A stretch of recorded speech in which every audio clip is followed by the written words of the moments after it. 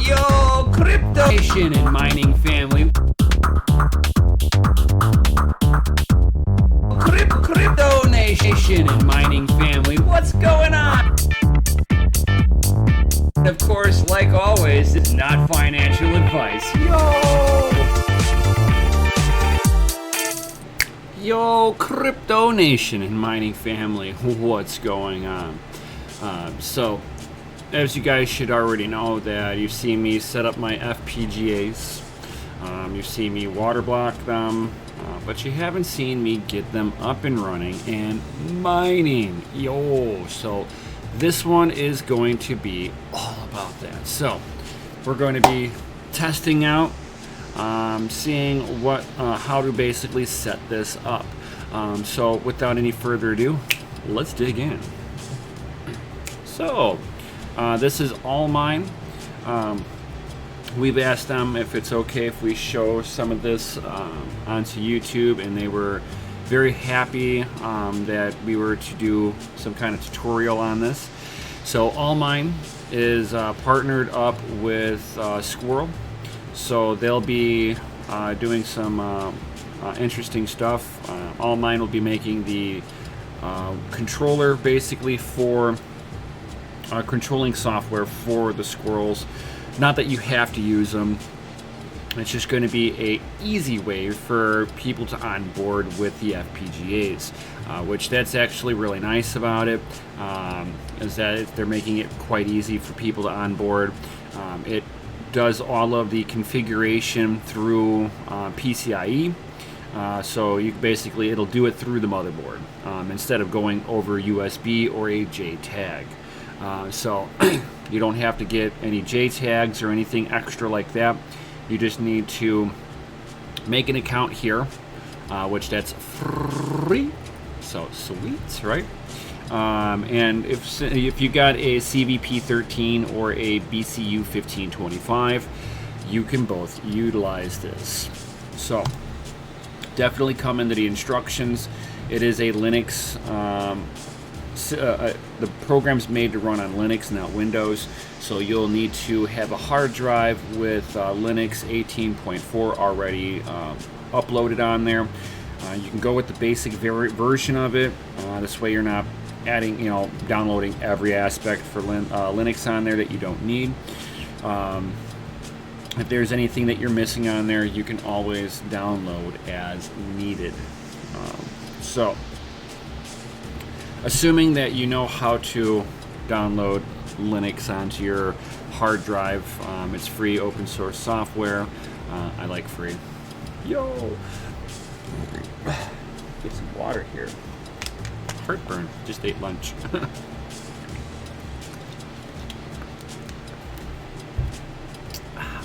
So after you've installed Linux onto your hard drive, whether you got a spinning disk, SSD, M.2, whatever it is, doesn't matter. You can actually basically go over to Get Started. So definitely register an account. I've already done that. And then from here, you can actually start creating a configuration for it. So before we get to the configurations, you can go ahead and pick out what it is that you want to mine with this. For testing purposes, I have chosen 0x Bitcoin. Is it the most profitable thing for the FPGAs? Is it good for testing? Oh yeah, perfect for testing, guys. Just kind of gave me a way to figure out how to configure all of this. And play with the software, considering that I'm more of a Windows-based user, so Linux, I stumble around just a little bit. I do get it. It just takes me a little bit longer because I'm not as familiar with it, pulling all the command lines and stuff like that. But after I get over that little hurdle, I'm good to go. So for me, I picked out 0x token. Now, a lot of the other configurations are going to be very similar for this. And then look at this, SHA-3 256. Isn't Ethereum Classic talking about going to SHA-3? Oh, Oh, just saying.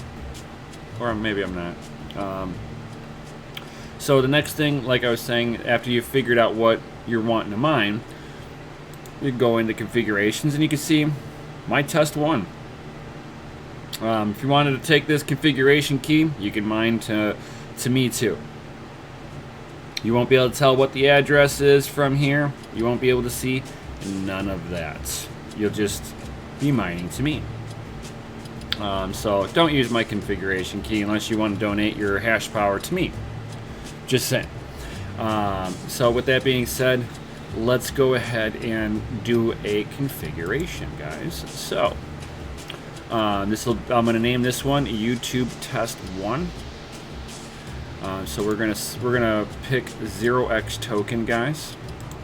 And because I'm going to be going on to Mike.rs, his personal pool for 0x Bitcoin, we're going to go Miker's pool. Drivers will be 0x.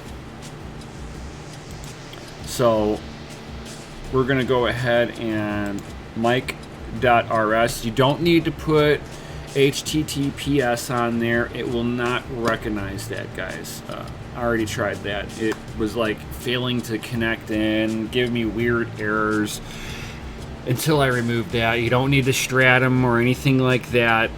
So you're just literally putting the the pool ID in there.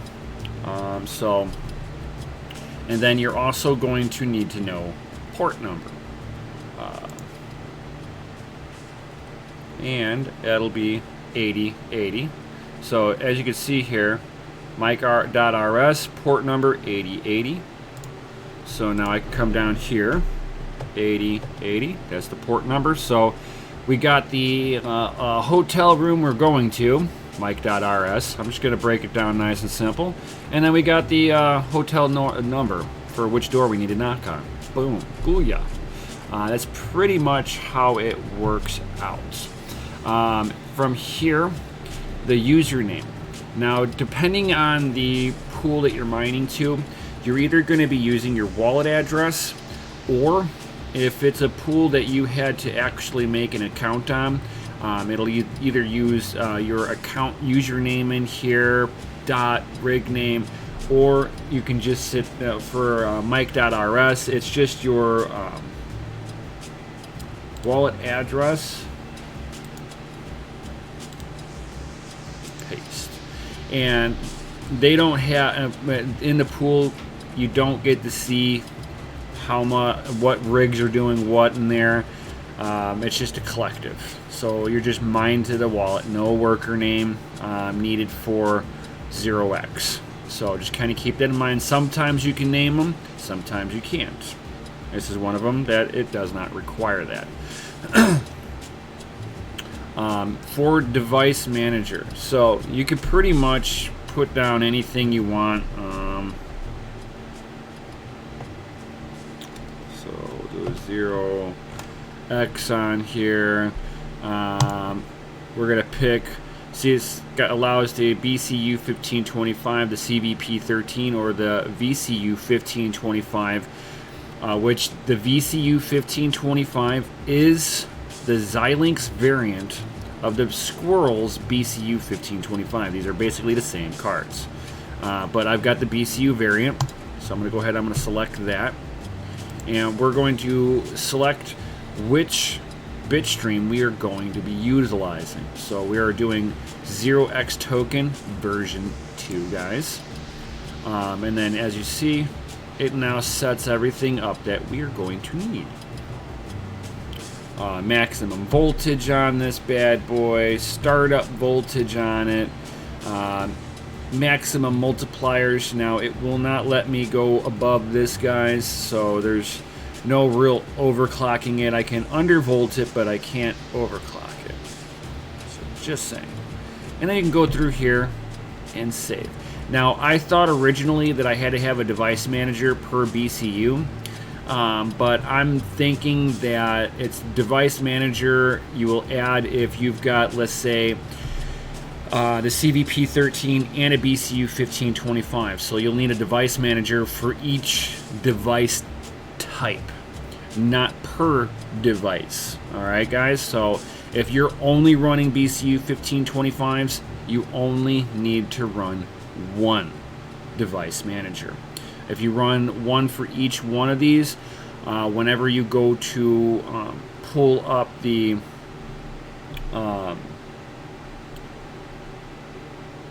miner itself through the dashboard, it will not display anything there. So just kind of keep that in mind, guys. So you can go ahead and save this, and then boom. Now we've got another configuration key, guys. So from here, we can go back into the instructions now. So we come into here, go into getting started. So we've got ourselves our account, right? We've created a configuration. I'm going to assume that you've already installed Linux 18.4 or 04, or any updated Linux distribution. It should work for all of it, realistically. It's just at 18.04 is the most stable. Once you've installed Ubuntu and you've got the configuration, now it's time to install the Minerator software, guys. And by the time you get done running the Minerator software, you should be mining also, guys. So go ahead and pull this up. So what I usually do is I did all of this SSH. So I SSH'd into my my Linux rig, which if you're trying to do it, you hold on your own personal PC and it's Windows. You hold down the Windows icon on your keyboard, and at the same time press R. It's gonna pull up the run window, and CMD, which is command line. Go ahead and open that up. I'm going to pull this off to the side real quick because, well, actually it doesn't make a difference. So SSH FPGA. So that's what I called the Linux rig. It's FPGA. Yeah. Now this only works if you're on the local side. You got to be on my side of the firewall. This is not the public IP address, guys. So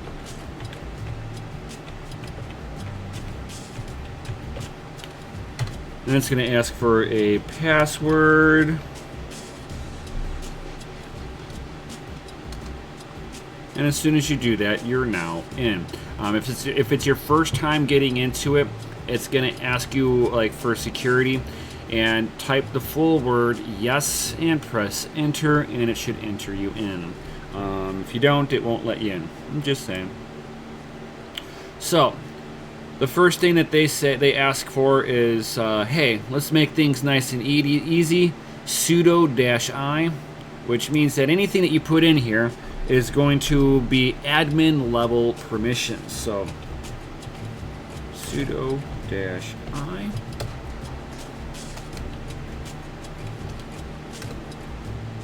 So now we have root privileges. So now I'm the admin.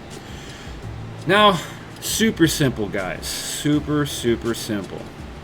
So come here, we copy this. I should probably just pull that off to the side when I want to do this. And after you copy this, you can go right up onto your command line and right click, and it'll copy text right there. So boom, did all of that good stuff. So now you go down to the next command line, right? So we go ahead and copy and paste. Look at that. It's just doing stuff, right? So we come down here. Now it's going to ask you to apt update.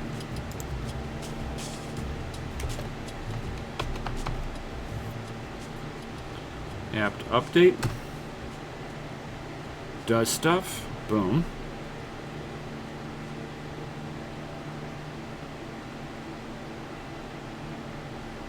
And then you go apt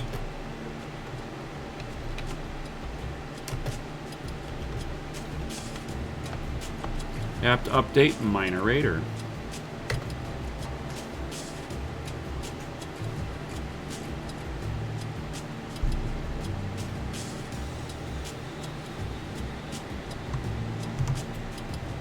Now, because I've already got all this upgraded, so some of this is or updated, it's already doing this on my end.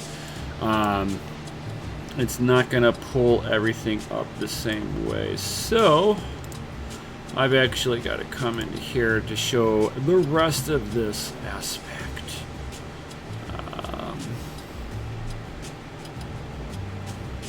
Allmine. Okay, so I have to go back into here for the configuration aspect of it, right? So, boom. Now this is the current configuration key that I have in here. So typically this would be empty just like this, and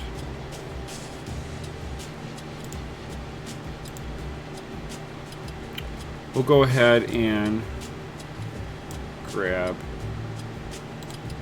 the one that we made. So copy, paste. Now you can't just go here and click OK. It doesn't do anything. Sorry guys. So you have to press the down arrow until you light up OK or cancel. I would say hit OK. It will, now if we go back into the instructions in here, so we just put the key in there. That's what we just did. Now it's it says accept the log level 3. So that's what we're going to do. We're set up on 3 right now. Now I just hit the right arrow to get it over to OK. Because if you don't, you're up and down, you're just going to be setting it to different things. So you have to do left or right, or actually just right. Sorry, not left or right, it's just right. So press the right arrow, and then once you're down here, then you can go left and right. So keep it on the OK. Would you like to enable automatic starts of the minerator service when the computer is started? Enable server on boot. Unless you want to manually have to restart the minerator software every time you reboot or you have a power outage, I would sit here and say yes. Would you like, should we start the minerator service now? Of course. We just compiled everything. So boom, now it should be mining.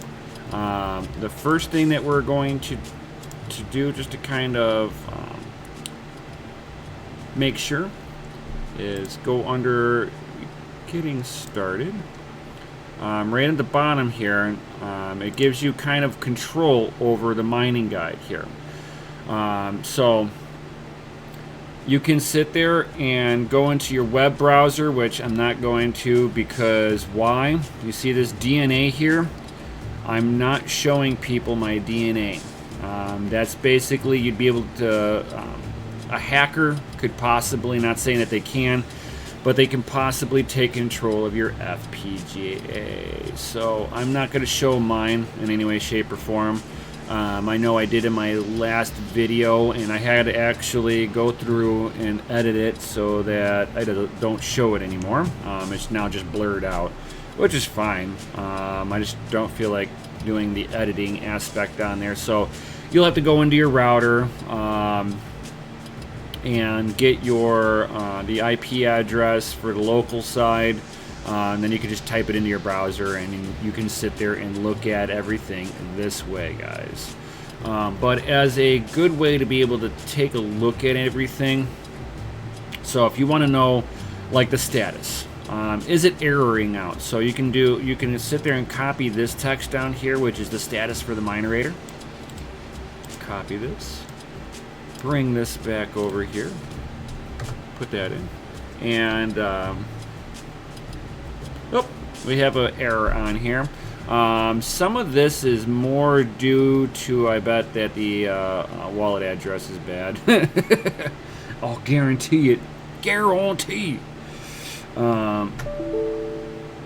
So, we'll go ahead and we'll go ahead and put my bitstream in, because I just pulled what I thought was a wallet address, so I bet you the address is no bueno. So we'll go back into here.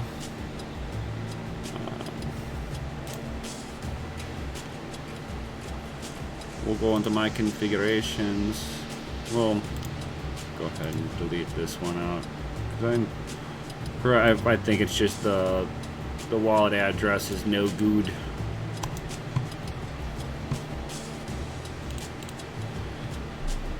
And again, all I did is I pulled up the configuration on here again.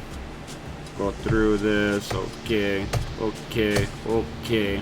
So boom. It should be now mining away. So here's the system on here. Oh, it's kind of booting up right now, so that's all good.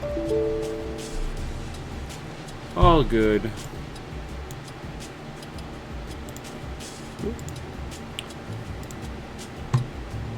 And we will look at the tail on here. We can kind of take a look at everything. Copy. Perfect. It is now mining.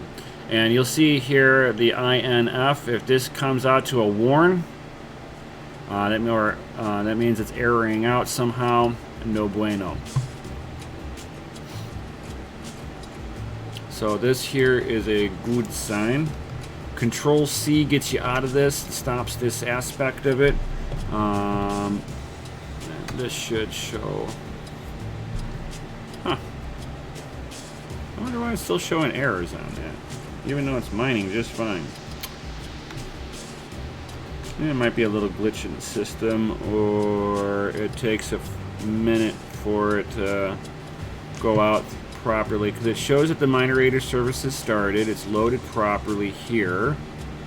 Actively running for over a minute. Tasks, it's got starting moderator, starting the service. Huh. I wonder why it's doing that. Let's try it one more time. Yeah, it's still showing the error right there. I don't know why.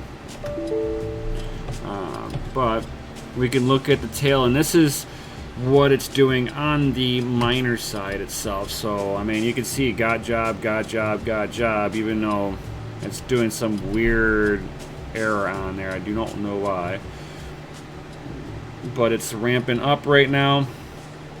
It takes probably about 10 minutes or so for the program to start showing full wattage. With it air cooled, it'll be like right around 230 watts. With the water blocking that I've got, it hits about 290 watts.